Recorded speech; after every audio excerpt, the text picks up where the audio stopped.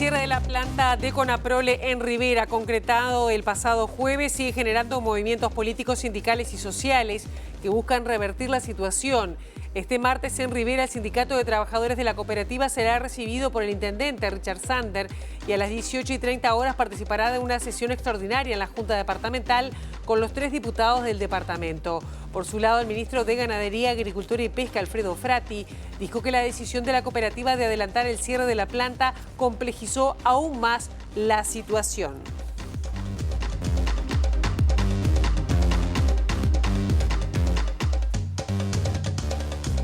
Buen mediodía, es un gusto recibirlos en esta edición de MBD Noticias, donde tenemos 18 grados de temperatura en estos momentos en Capital. El cielo se presenta claro y algo nuboso, el viento con algunas variables, pero con una intensidad de 10 a 30 kilómetros en la hora. La máxima prevista para el día de hoy de 21 grados y ya con las cámaras, con datos del Centro de Gestión de Movilidad, les decimos que Pedro Berro entre Solano Antuña y 21 de septiembre estará cortado hasta hoy durante toda la jornada por trabajos de poda. Félix Buxareo entre Francisco Muñoz y Luis Lamas, el corte será hasta el 27 del 8, es decir, hasta mañana, también por podas. Y Luis Alberto de Herrera entre Echevarriarza y Antonio Costa, el corte será hasta el 15 de septiembre por repavimentación. @IMTránsito, @MBD Transporte para seguir en tiempo real cualquier cambio en la circulación. Vamos con algunos de los titulares que desarrollaremos en esta edición.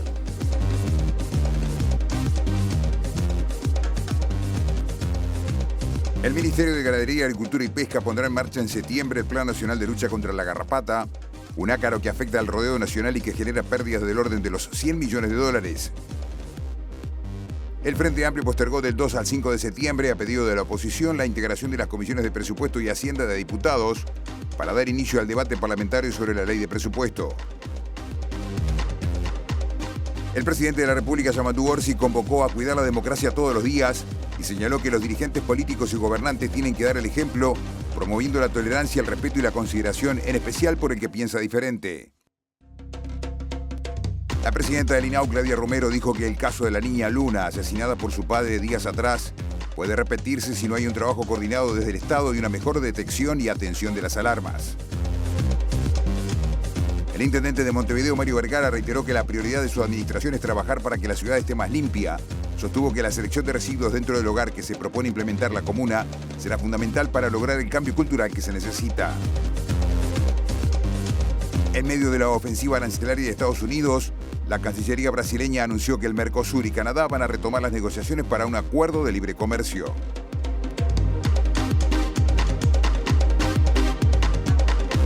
Conoce paros en distintos sectores de trabajo en el mes de julio. Se confirma el aumento moderado de la conflictividad laboral, que según el Observatorio de la Universidad Católica alcanzó 55 situaciones en los primeros 7 meses del año. Para la investigadora Eloísa González, en Uruguay no se anticipan a los conflictos, pese a que las demandas son similares y se repiten cada año. Además, los actores se enredan en disputas ideológicas que no tienen que ver con los reclamos.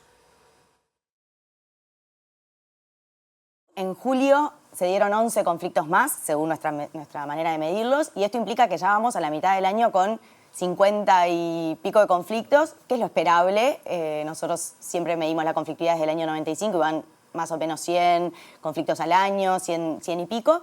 Para la investigadora, si bien lo habitual son conflictos puntuales, la existencia de situaciones más extendidas en el tiempo revela problemas estructurales. Son todos temas que están sobre la mesa. Lo que pasa es que no nos podemos... La génesis de la conflictividad es otra. Lo que pasa es que, bueno, después los actores se enredan con distintas disputas que tienen que ver más con ideología a veces o con maneras de ver el mundo. Pero al final del día, las relaciones laborales deberíamos tener mucha más capacidad como trabajadores, como empresarios, de sentarnos en la mesa a pensar con seriedad el tema de la inteligencia artificial, el tema de género, el tema de las condiciones de trabajo, conciliación vida laboral, pensar en productividad, pensar en la flexibilidad no como una precarización de las condiciones de trabajo, sino con cabeza, con cintura, con decir, bueno, si somos un poco más flexibles en algunas cuestiones, podemos ganar los dos.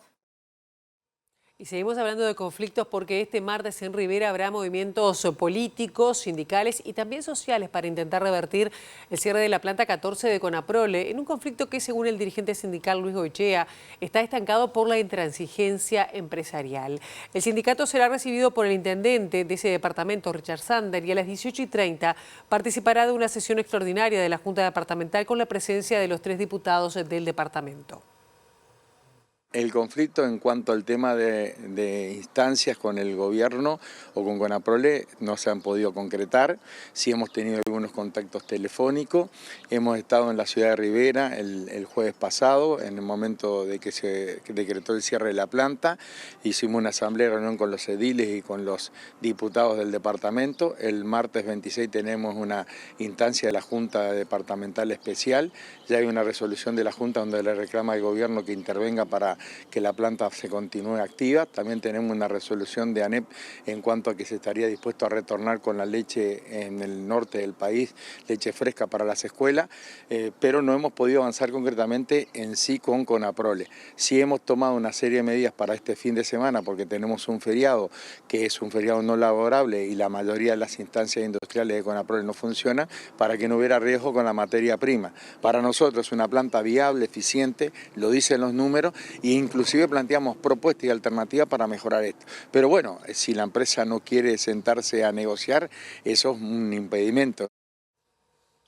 Y el ministro de Ganadería, Agricultura y Pesca, Alfredo Frati, dijo que el Poder Ejecutivo no ha recibido ninguna nueva propuesta que permita decir que hay una luz en el conflicto planteado por el cierre de la planta 14 de Conaprole. El jerarca dijo que los productores jugaron muy fuerte al adelantar el cierre de octubre a agosto y que el Estado no tiene capacidad de otorgar más subsidios a la empresa. No hemos recibido ninguna propuesta que podamos decir que hay una luz. Hoy, desde mi punto de vista, no le estoy viendo una solución para que quede funcionando, a no ser que quede como recibo de leche. Pero como está funcionando hasta ahora, yo no he visto ninguna propuesta que sea aceptada por las partes, ¿no? Porque acá hay 2 partes, está Conaprole por un lado, que por más que sea cooperativa es una entidad privada, y el interés de los trabajadores. Bueno, han habido varias propuestas, ahora jugaron muy fuerte los productores porque decretaron, esto estaba pensado para octubre, y tratar de hacer una reubicación de los funcionarios en forma ordenada. Me parece que ahora esta medida que tomó de cerrar en el mes de septiembre complica más la situación. ¿La posibilidad de subvencionar o aumentar las subvenciones a Conaprole debería estar sobre la mesa? Subvencionar a Conaprole, yo creo que más de los beneficios que tiene Conaprole, me parece que no estamos en condiciones de otorgar. El Ministerio de Ganadería pondrá en marcha en el mes de septiembre el Plan Nacional de Lucha contra la Garrapata, un ácaro que afecta al rodeo nacional y que genera pérdidas del orden de los 100 millones de dólares. En noviembre, en el marco de esta iniciativa, se va a iniciar un plan nacional de vacunación contra esta plaga, con una vacuna generada por científicos del Instituto Pasteur, que ha dado muy buenos resultados en trabajos de campo realizados en todo el país. Eso hace que hoy tengamos una situación sumamente delicada. Ustedes saben, porque son periodistas, que hace algunos meses nos devolvieron algún contenedor por encontrar residuos de medicamentos que se usan para el combate a la garrapata. Esto no nos puede pasar como país exportador, ganadero, y que además está en el top de los precios del mundo, ¿no? Uruguay junto a Estados Unidos y Australia es de lo que vende mejor su carne, por lo tanto nosotros tenemos que estar en la élite de la producción de carne, y para eso tenemos que garantir la inocuidad de nuestro producto. Y bueno, va un poco eso, mejorar el manejo, ajustar los controles, y yo tengo mucha esperanza que allá por noviembre, cuando empecemos con el Pasteur y un par de instituciones más que aparentemente también tendrían disponibilidad de vacuna contra la garrapata, nos ayude al control de la misma. Hoy nosotros tenemos herramientas para bajar la cantidad del ectoparásito y bajar las muertes, sobre todo con las herramientas que tenemos. Lo que creo es que al aparecer una vacuna, me parece que nos puede facilitar bastante este control. Pero no hay que despreciar las herramientas que ya tenemos. Hay que respetar la ley y después tenemos que tener gente que la controle. Nosotros queremos que en cada departamento exista un dinamizador de la garrapata.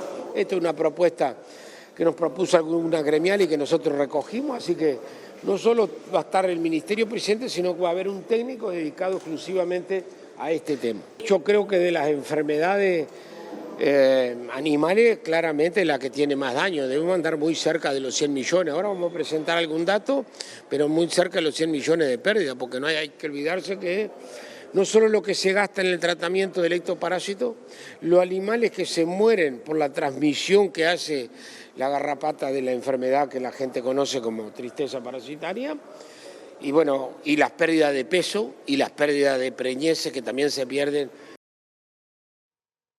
El Frente Amplio postergó del 2 al 5 de septiembre, a pedido de la oposición, la integración de las comisiones de Presupuesto y Hacienda de Diputados para dar inicio al debate parlamentario sobre la ley de presupuesto. Esta semana la bancada oficialista va a recibir a las autoridades de las 3 últimas secretarías de Estado que le quedan para terminar de ajustar los números finales de la ley quinquenal.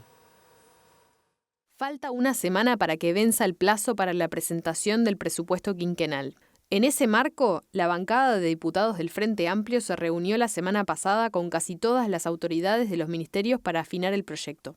Según comentó a MBD Noticias el coordinador de la bancada Frente Amplista en Diputados, Mariano Tucci, los 3 secretarios de Estado con los que resta reunirse a partir del martes 25 son el ministro del Interior, Carlos Negro, el canciller Mario Lubetkin y el titular del Ministerio de Turismo, Pablo Menoni. Luego de la presentación del proyecto el 31 de agosto ante el Parlamento, se le dará ingreso formal a la Cámara de Representantes el martes 2 de septiembre. En ese sentido, Tucci explicó que si bien tenía la intención de integrar las comisiones de presupuesto con la de Hacienda ese mismo martes, la oposición pidió tiempo para poder leer el articulado. Por este motivo, el oficialismo fijó el viernes 5 para que ante esta comisión comparezcan el equipo económico y la Oficina de Planeamiento y Presupuesto, comenzando el debate parlamentario sobre la ley quinquenal del gobierno. El secretario general del Partido Colorado y senador Andrés Ojeda dijo que no entiende a los legisladores del Frente Amplio que vuelan todos los puentes antes de entrar a la discusión por el proyecto de ley de presupuesto. Lo dijo en referencia a la decisión de la bancada de senadores Frente Amplistas, que solicitó a la vicepresidenta Carolina Cose que analice si debe aplicar sanciones al senador nacionalista Sebastián da Silva por sus insultos homofóbicos contra su par del Frente Amplio, Nicolás Viera. Estamos de cara a entrar en el presupuesto y ellos hacen esto y vuelan todos los puentes. Yo creo que cuando deja de haber diálogo, quien más se perjudica es el gobierno. Yo estoy para dialogar, 100%, pero es muy complicado dialogar en un lugar donde el oficialismo parece oposición y está en modo incendiario todo el tiempo. Digo. Me parece que acá lograron algo muy importante, que fue unir a la oposición en una posición muy conjunta y muy mancomunada, relacionada a decir, bueno, hasta acá llegamos. Digo, la palabra se respeta, los acuerdos se respetan y hasta en tanto eso no ocurra, el diálogo por lo menos será distinto. ¿El presidente debería interceder como lo hizo en el tono de hoy? Bueno, yo ni afirmo ni descarto que ya haya intercedido el presidente en esto. Obviamente hay muchísimas conversaciones a todos los niveles que yo no voy acá a comentar, pero lo que sí digo es que es necesario ponernos de acuerdo. O tenemos el tono de la torre de buscar un diálogo, o tenemos el tono del Parlamento de buscar un enfrentamiento constante, pero no podemos tener 2 vidas paralelas, digamos, que parece de 2 gobiernos paralelos. Andrés Ojeda también afirmó que el jefe de policía de Río Negro, Sergio Solé, no puede mantenerse en el cargo tras participar de una reunión con la agrupación de gobierno de la departamental del Frente Amplio. Yo creo que la sanción, por decirlo máximo, a un director o jefe de policía que va a un acto político debería ser ejemplarizante, no puede seguir en el cargo. Digo, tiene una razón de ser que los policías de la República, en todas sus jerarquías, pero sobre todo los jerarcas máximos, no puedan participar de actividades político-partidarias ni hacer política partidaria en ningún sentido salvo el voto. El presidente de la República, Yamandu Orsi, convocó a cuidar la democracia todos los días y señaló que los dirigentes políticos y gobernantes tienen que dar el ejemplo promoviendo la tolerancia, el respeto y la consideración, en especial por el que piensa diferente. En su discurso en la Piedra Alta, en el marco de la conmemoración de los 200 años de la Declaratoria de la Independencia, Orsi dijo que no hay que caer en la tentación de calificar a las personas con exceso de adjetivos, sino defender las ideas con contundencia y convicción. Fortalecer la seguridad, luchar todos los días por encontrarle la salida a la disminución de la violencia que en nuestra sociedad late, y no estoy hablando solo del crimen, estoy hablando también de la violencia puertas adentro, estoy hablando también de la violencia que ocurre en nuestros jóvenes, en el deporte o donde ustedes quieran verlo. Y acá tenemos que ser claros de mantenernos firmes como país que, en primer lugar, siempre se definió por la paz y como un país donde nos gusta que las controversias se resuelvan dialogando y los acuerdos tengan éxito. Queremos posicionarnos como país promotor del multilateralismo, donde los acuerdos y donde los organismos que tienen que velar por la paz mundial se fortalezcan y no como ahora, que evidentemente se observa un retroceso en un mundo donde la guerra volvió y los muertos se cuentan por miles, hasta por millones. Por supuesto, otro compromiso es valorar y fortalecer la democracia todos los días. Y para eso tenemos tareas. La primera, por supuesto, en una democracia, es promover la tolerancia. Sin duda, a veces nuestro umbral de tolerancia baja un poco y eso dificulta mucho el que podamos escucharnos. Nosotros, quienes tenemos las tareas que tenemos y desde la política debemos promover con el ejemplo el respeto y la consideración por el que piensa distinto. No es gritando más fuerte, no es tratando o no es hablando de la persona, sino defendiendo ideas con contundencia, con convicción. Pero debemos abandonar esa tentación que es de carácter mundial, de caer en calificar a las personas o el exceso de adjetivos, o tan simple como el no querer escuchar lo que me quieren decir los otros. En el marco de los 200 años de la Declaratoria de la Independencia y de los 100 años del Parlamento, la vicepresidenta Carolina Cose dijo que uno de los principales desafíos que tiene Uruguay del futuro, el Uruguay del futuro, es enfrentar el desarrollo tecnológico y científico que alcanzó la humanidad. De todos modos, dijo que hay otros desafíos a corto plazo que el gobierno ya está abordando, como la desigualdad y la pobreza infantil. ¿Cuál es la visión que tenemos de Uruguay? Más allá de querer que todos los territorios se desarrollen, que todas las personas se desarrollen, que nadie quede atrás, que ningún lugar quede atrás, todos queremos eso. Pero en un mundo que ha cambiado tanto y que está tan difícil, para poder lograr eso, ¿qué rol tiene que tener Uruguay en ese mundo? O sea, ¿de qué vamos a vivir? ¿Y cómo vamos a hacer para que eso sea sostenible? Sin duda no puede ser un Uruguay con pobreza infantil, no puede ser un Uruguay con los graves problemas de salud mental que estamos teniendo, no puede ser un Uruguay violento, tiene que ser un Uruguay profundamente democrático, sin duda, pero ¿qué más? Creo que tenemos temas sobre la mesa muy complicados en el mundo, vinculados al desarrollo, a la ciencia, a la tecnología, como nunca antes tuvo la humanidad. Nunca antes la humanidad se enfrentó con el estado de desarrollo científico y tecnológico de hoy que amenaza todas las actividades. Entonces, ¿qué vamos a querer de Uruguay para eso? Programar no alcanza. ¿Qué vamos a querer? Entonces creo que hay mucho para preguntarse y mucho para hacer. Mientras nos hacemos esas preguntas, hay cosas urgentes que hay que hacer. El proceso de construcción del Palacio Legislativo demandó casi 20 años desde que se lanzó la idea. En el siguiente clip recogemos algunas imágenes del trabajo realizado a lo largo de los años hasta su inauguración.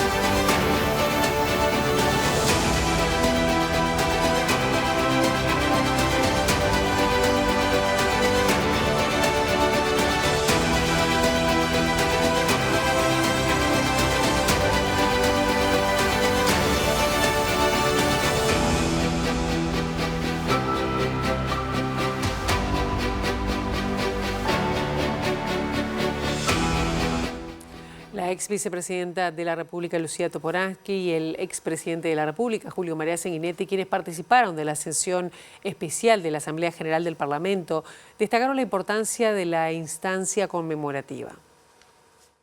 El Palacio Legislativo es el edificio más importante del país, no solo como edificio, no solo como arquitectura, sino como expresión simbólica de nuestra República. Se celebró justamente en el centenario anterior, el 25 de agosto, así como el 18 de julio, se celebró luego el centenario de la Constitución, nada menos que con el estadio. El templo de las leyes, el templo laico de las leyes y el templo popular del fútbol.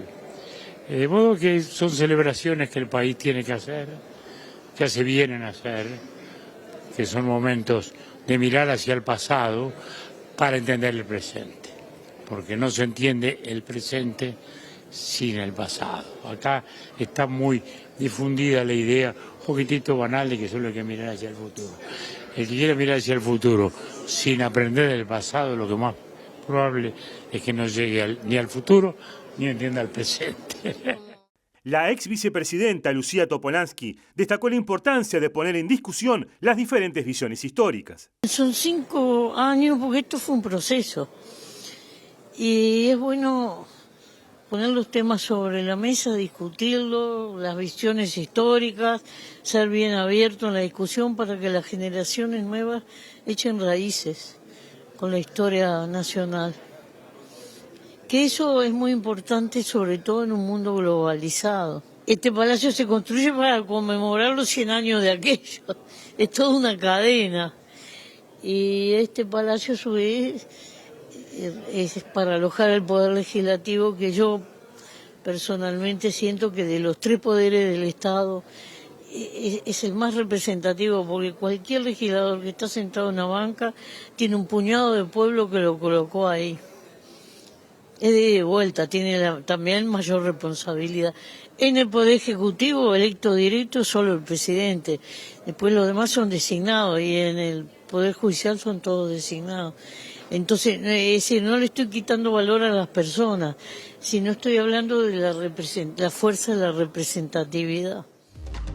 Se mantiene en 18 grados la temperatura en estos momentos en Capital y nos vamos rápidamente a la Torre Ejecutiva donde está nuestra compañera Abril Mederos. Abril, buen mediodía, ¿cómo estás? ¿Qué novedades?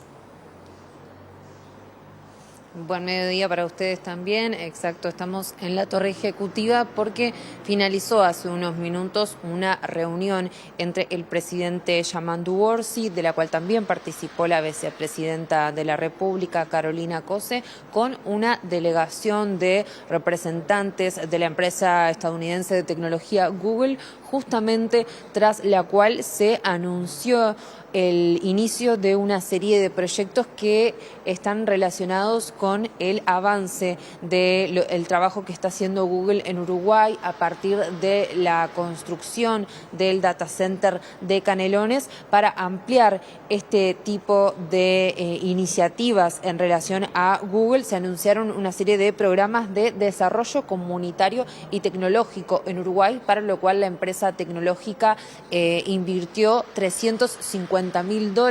Luego de esta instancia, Google emitió un comunicado en el que se precisa a dónde van a estar destinados estos fondos. Estamos hablando de 4 iniciativas. Uno de los programas va a estar a cargo de la Fundación Ciencia Joven, que recibió $75.000 para destinar al apoyo de la expansión del programa Academias Innovaí en Uruguay sobre inteligencia artificial. También la organización Quebracho recibió $10.000 para el respaldo de su misión de ofrecer un ambiente seguro y de apoyo a adolescentes en los barrios de Colonia Nicolich y Villa Aeroparque, para el uso del deporte como una herramienta de desarrollo personal y social, así dice el comunicado de la empresa estadounidense. En tanto, la Fundación Cimientos recibió $15.000 para oportunidades unidades educativas a desarrollarse en jóvenes de Villa García y Colonia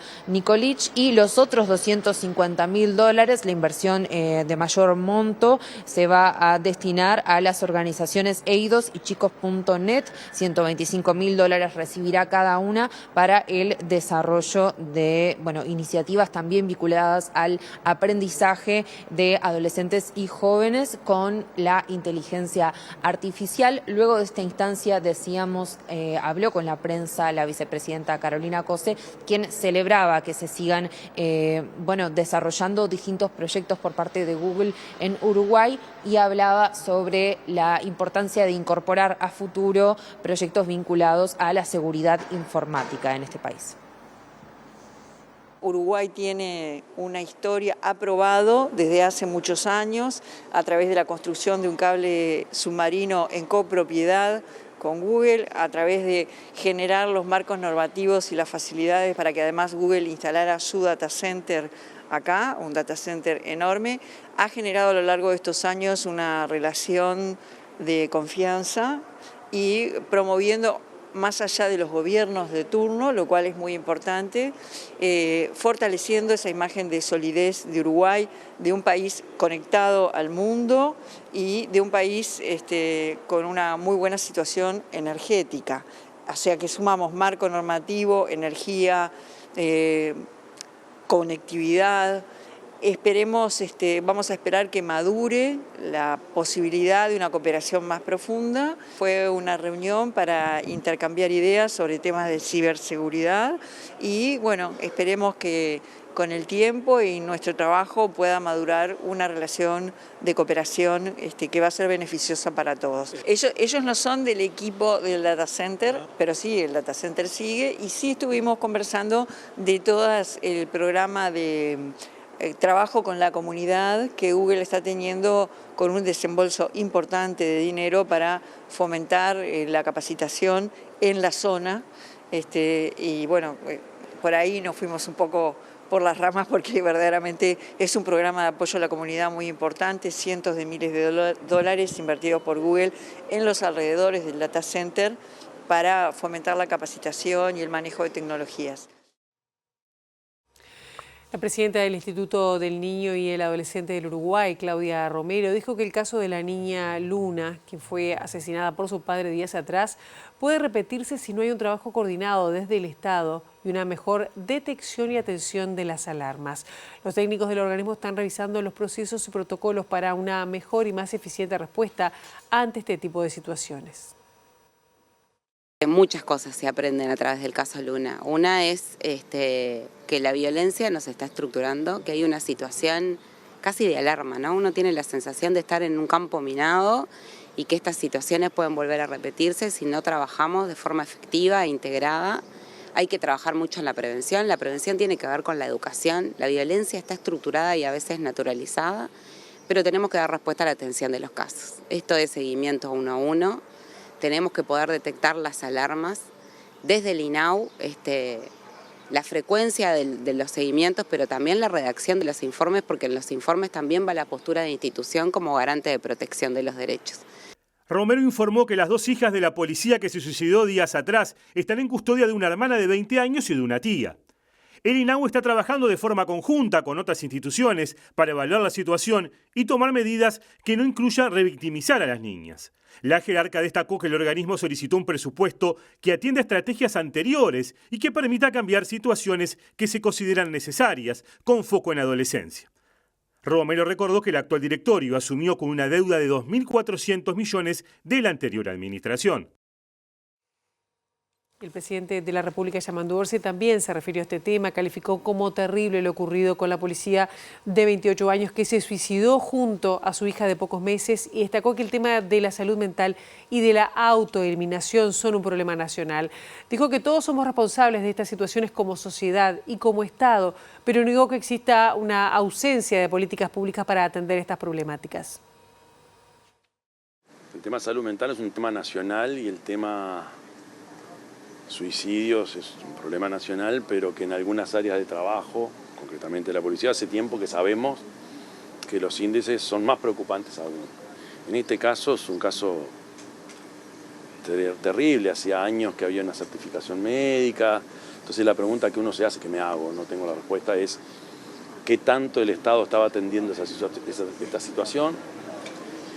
¿Qué tanto desde el Estado atendemos las situaciones de desamparo? Algunos tienen que ver con la justicia, como el caso de notorio de violencia que tuvimos en Maldonado, de autoeliminación, o sea, somos responsables como sociedad y del Estado. ¿Hay un Estado decente en este sentido? Sería muy injusto con aquellos que trabajan en esa área, ¿no? Porque ellos reconocen estar presentes. Presidente, hay informes que alertaban. El tema es cuánto de lo que esta mano está mostrando conoce la otra. ¿Falta seguimiento? Falta mejorar las políticas públicas, sin duda. Mea culpa tenemos que hacer. Orsi se refirió también a la problemática que genera la situación demográfica del país, según lo destacan los últimos informes del Instituto Nacional de Estadística. Lo primero en un país con una población con tan pocos niños o proporcionalmente con tan pocos jóvenes es cuidar lo que tenemos. Es lo primero. Entonces lo primero que se me ocurre y lo primero que tenemos que hacer. Es un país que las familias son poco numerosas y que hay opciones familiares de gente que decide no tener hijos o tener uno solo. Las familias de antes tenían unos cuantos y las mesas eran grandes. Ese mundo pasó. Lo que se pone cada vez más sobre la mesa es la necesidad de cuidar mucho más de lo que estamos haciendo a la gurizada que tenemos.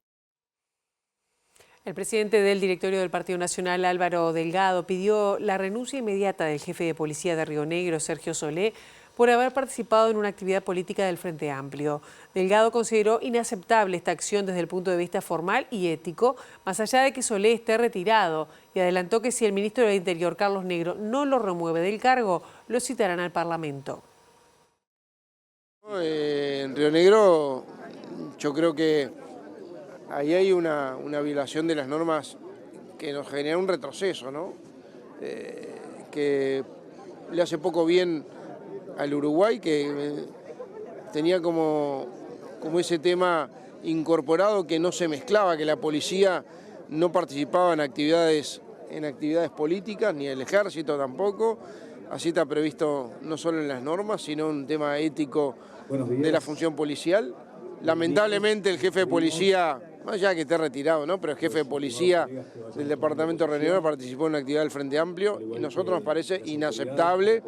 Por eso creemos que el ministro del Interior le tiene que pedir la renuncia inmediatamente. Está fuera de norma y está fuera de ética, las dos cosas, y no le hace bien en la función policial, no en la alteza de la función policial. Que pensamos que era un tema que el Uruguay lo tenía muy afincado.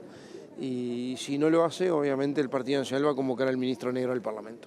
Delgado confirmó que la Comisión de Ética del Partido Nacional formalizó la desvinculación del exalcalde de Noblía, Fabio Freire, imputado por varios delitos. En realidad ayer hablamos con la presidenta de la Comisión de Ética, y al haber sido formalizado y con prisión preventiva, lo que procedía era a la desafiliación del Partido Nacional, suspender la afiliación que tenía el Partido Nacional, como corresponde en este caso, ¿no? Y después la justicia, estaremos todos a la espera de lo que determine la justicia definitivamente.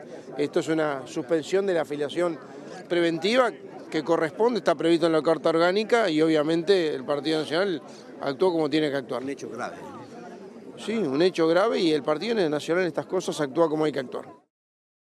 El intendente de Montevideo, Mario Vergara, reiteró que la prioridad de su administración es trabajar para que la ciudad esté más limpia. Sostuvo que la selección de residuos dentro del hogar que se propone implementar la comuna será fundamental para lograr el cambio cultural que se necesita.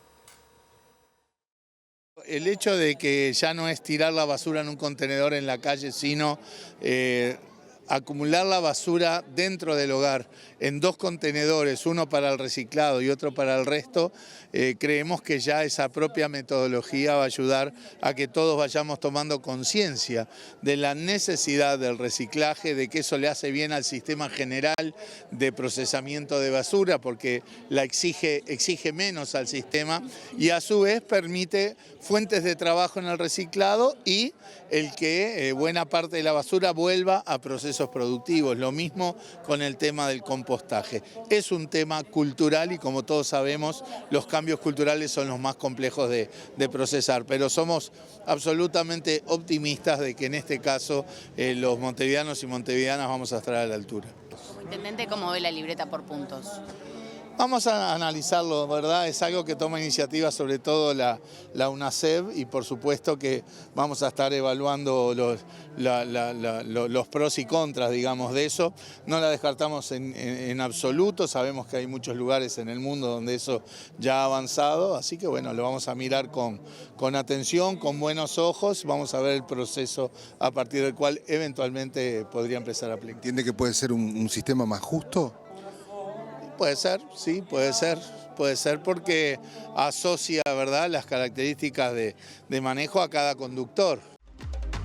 Último bloque de MBD Noticias, seguimos con 18 grados de temperatura y nos vamos a exteriores porque nuestro compañero Eduardo Delgado está con novedades. Eduardo, que pasa en el Ministerio de Desarrollo Social y el Ministerio de Industria. Así es, Pilar, un gusto saludarte, porque en minutos aquí en el Museo del Carnaval, tanto el Ministerio de Desarrollo Social como el de Industria presentarán el inicio del proceso hacia una estrategia nacional PROVAS, Productos con Valor Social. Y estoy justamente con el director de Promoción Sociolaboral del MIDES, con Camilo Álvarez, para conocer cuáles son los principales objetivos justamente de este PROVAS, de estos productos con valor social que se vuelven a impulsar. Bueno, gracias por la posibilidad también de dar a conocer y difundir. En realidad hablamos de procesos con valor social, sí, algunos son productos, pero otros son procesos. Y en realidad la idea de la construcción de la estrategia entre el MIDES junto al Ministerio de Industria, bueno, tiene que ver con recuperar esa complementariedad entre lo social y lo productivo que se da en unidades productivas muchas veces a pequeña escala, pero también hablando de los procesos incorpora, por ejemplo, a cooperativas sociales. Queremos que incorpore también en esta nueva etapa a microempresas, es decir, queremos que tenga un salto un poco más importante en la envergadura del alcance, sobre todo con algo que es bien importante para el PROVAS, para la marca social, que es esa gestión interinstitucional que tiene, donde es necesario que confluyamos varios organismos, bueno, aportando cada uno a esta lógica de actuación. Y justamente, ¿qué organismos públicos trabajan en conjunto en esta estrategia? Bueno, nosotros vamos a hacer, la idea de hoy además es justamente un llamado, una convocatoria para que se puedan sumar varios más, pero en principio el Ministerio de Industria, estamos también interesados en que participe el Ministerio de Trabajo a través de la Dirección de Empleo, Intendencias, ANDE, es decir, generar un conglomerado que nos permita construir esa estrategia en función también de la realidad de hoy, ¿no? En función del análisis de la realidad en la que estamos hoy, la situación de muchos emprendedores, de muchas cooperativas sociales, de microempresas también, y en función de eso pensar, bueno, a quién más evidentemente habría que convocar. Y Camilo, esto implica, intuyo, detectar, bueno, promover, apoyar a emprendedores con vulnerabilidades económicas. ¿Cuál es la situación que se han encontrado y cuáles son los principales apoyos que se pueden dar desde el Estado?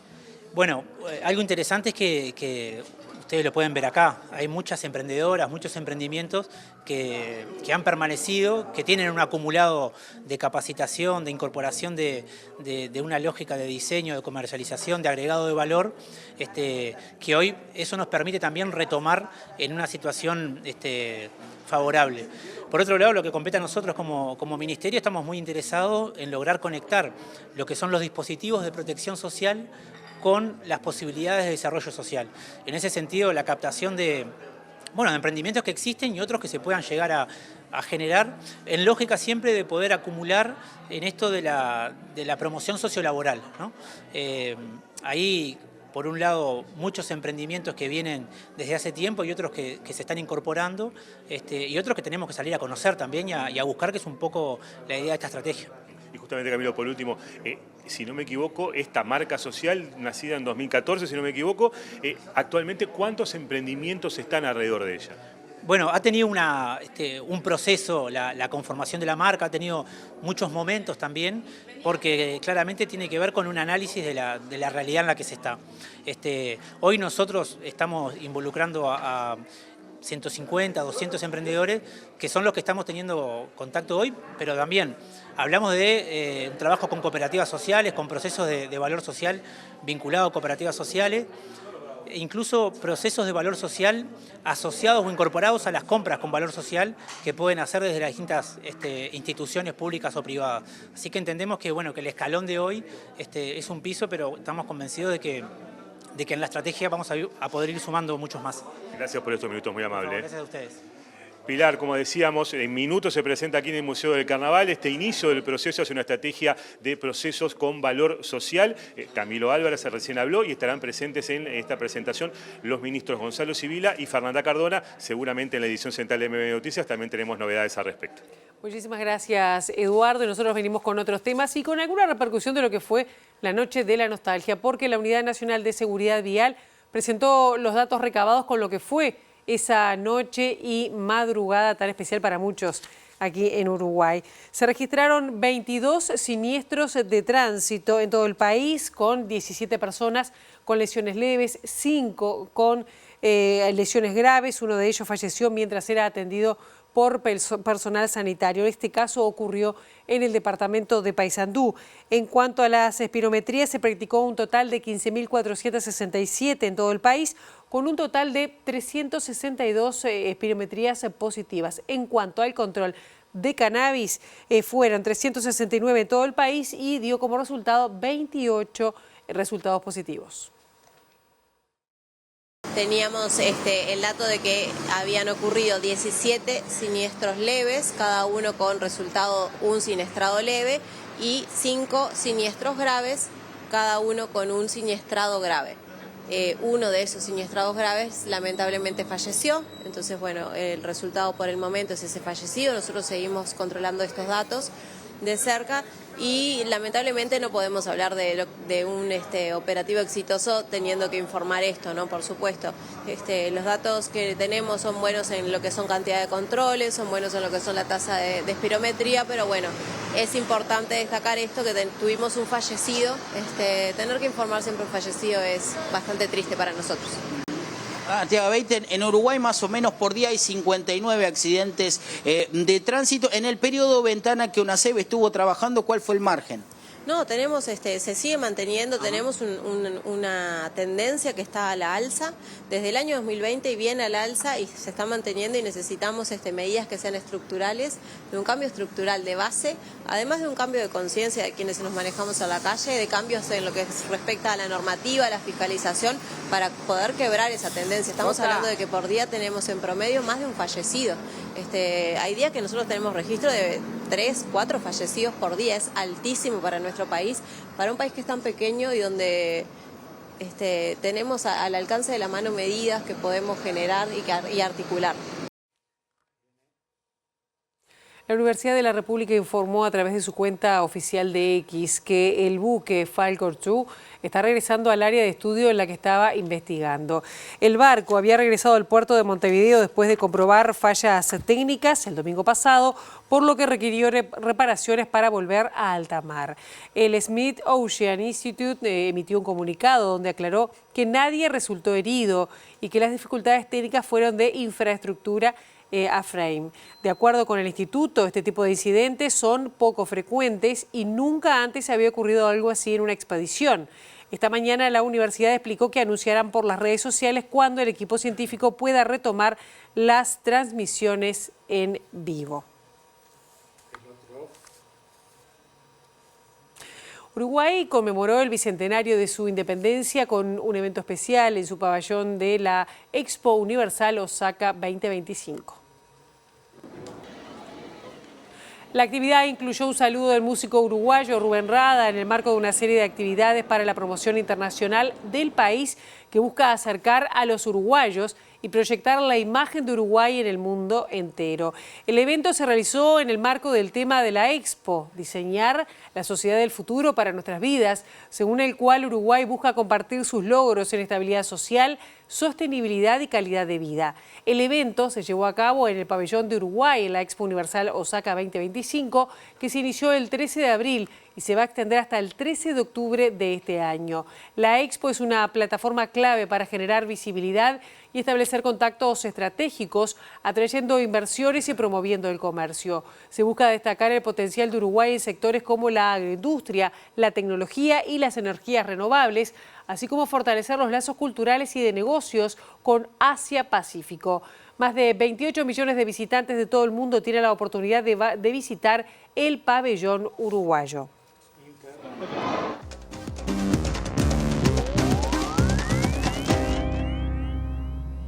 En medio de la ofensiva arancelaria de Estados Unidos, la Cancillería brasileña anunció que el Mercosur y Canadá van a retomar las negociaciones para un acuerdo de libre comercio.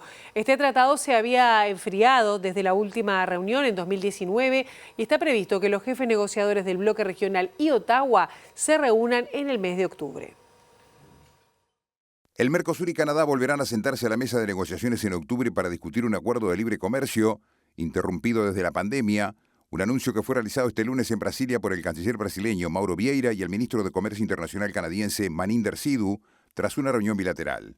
Vieira calificó la decisión como un paso oportuno y estratégico, mientras que el ministro canadiense subrayó que la coyuntura global obliga a fortalecer alianzas frente a políticas proteccionistas, en alusión directa a las medidas arancelarias de la administración de Donald Trump en Estados Unidos, y señaló que un acuerdo le permitiría al Mercosur acceder a una de las economías más abiertas y dinámicas del mundo, y al mismo tiempo daría a Canadá un mayor espacio en América Latina. En 2024, el comercio bilateral entre ambos países alcanzó los 9.100 millones de dólares, con un saldo favorable para Brasil gracias a exportaciones por 6.300 millones, y como parte de los esfuerzos por estrechar lazos, en septiembre, un grupo de empresarios brasileños participará en un foro de negocios en Toronto. En una nota conjunta, Brasil y Ottawa señalaron que como paso oportuno para una mayor diversificación económica, los jefes negociadores de Canadá y los países del Mercosur deben reunirse en octubre para reanudar las conversaciones de un tratado de libre comercio. Las conversaciones con ese fin se habían enfriado tras una séptima ronda de reuniones en agosto de 2019, pero Brasil, que preside actualmente el Mercosur, y Canadá afirmaron que comparten un compromiso histórico con el comercio abierto, justo y sostenible, y trabajan en conjunto para promover la prosperidad bilateral y regional en el marco del sistema global de comercio.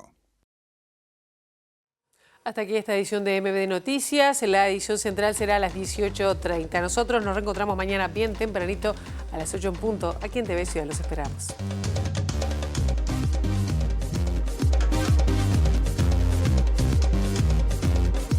El Ministerio de Ganadería, Agricultura y Pesca pondrá en marcha en septiembre el Plan Nacional de Lucha contra la Garrapata, un ácaro que afecta al rodeo nacional y que genera pérdidas del orden de los 100 millones de dólares. El Frente Amplio postergó del 2 al 5 de septiembre, a pedido de la oposición, la integración de las comisiones de Presupuesto y Hacienda de diputados para dar inicio al debate parlamentario sobre la ley de presupuesto. El presidente de la República, Yamandu Orsi, convocó a cuidar la democracia todos los días y señaló que los dirigentes políticos y gobernantes tienen que dar el ejemplo, promoviendo la tolerancia, el respeto y la consideración, en especial por el que piensa diferente. La presidenta del INAU, Claudia Romero, dijo que el caso de la niña Luna, asesinada por su padre días atrás, puede repetirse si no hay un trabajo coordinado desde el Estado y una mejor detección y atención de las alarmas. El intendente de Montevideo, Mario Vergara, reiteró que la prioridad de su administración es trabajar para que la ciudad esté más limpia. Sostuvo que la selección de residuos dentro del hogar que se propone implementar la comuna será fundamental para lograr el cambio cultural que se necesita. En medio de la ofensiva arancelaria de Estados Unidos, la Cancillería brasileña anunció que el Mercosur y Canadá van a retomar las negociaciones para un acuerdo de libre comercio. El cierre de la planta de Conaprol en Rivera, concretado el pasado jueves, sigue generando movimientos políticos, sindicales y sociales que buscan revertir la situación. Este martes en Rivera, el Sindicato de Trabajadores de la Cooperativa será recibido por el intendente Richard Sander y a la hora 18:30 participará de una sesión extraordinaria en la Junta Departamental con los 3 diputados del departamento. Por su lado, el ministro de Ganadería, Agricultura y Pesca, Alfredo Fratti, dijo que la decisión de la cooperativa de adelantar el cierre de la planta complejizó aún más la situación.